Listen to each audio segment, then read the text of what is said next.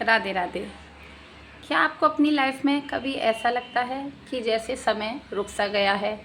आप जब भी कोई डिसीज़न लेना चाहते हैं या अपनी लाइफ में एक स्टेप आगे बढ़ना चाहते हैं तो आप कहीं अपने आप को स्टक फील करते हैं, जैसे मानो समय रुक सा गया हो और आपकी जो जीवन है वहीं की वहीं ठहर गया हो। तो ये सच है कि उस समय भगवान ने सच में आपके लिए समय को रोक लिया है, क्योंकि सच में उस डिवाइन पावर के पास इतनी पावर होती है कि वो समय को हमारे लिए, उस आत्मा की चेतना को जागृत करने के लिए रोक सके। ठीक वैसे ही जैसे महाभारत के युद्ध में अर्जुन तब तक रणभूमि में नहीं उतरे जब तक श्री कृष्ण ने उनको गीता का ज्ञान नहीं दिया।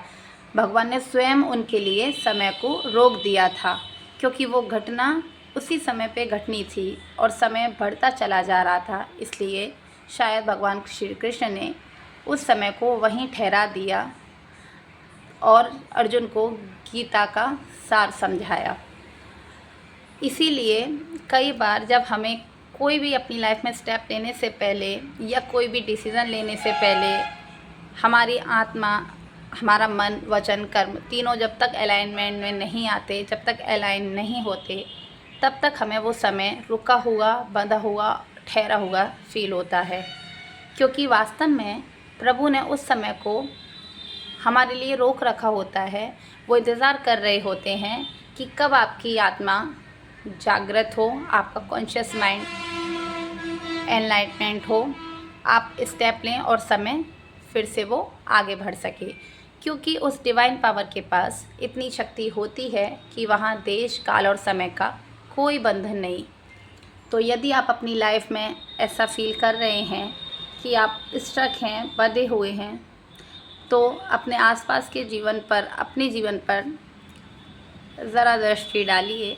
ऐसी कौन सा स्टेप है या ऐसा कौन सा डिसीज़न है जो ये सांसारिक माया आपको आगे बढ़ने से रोक रही है?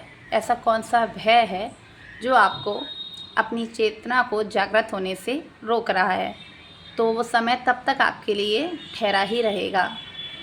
इसलिए अपनी लाइफ के डिसीज़न सोच समझकर ईश्वर के मार्गदर्शन में लेते रहिए। समय आपके लिए रास्ते अपने आप खोल देगा।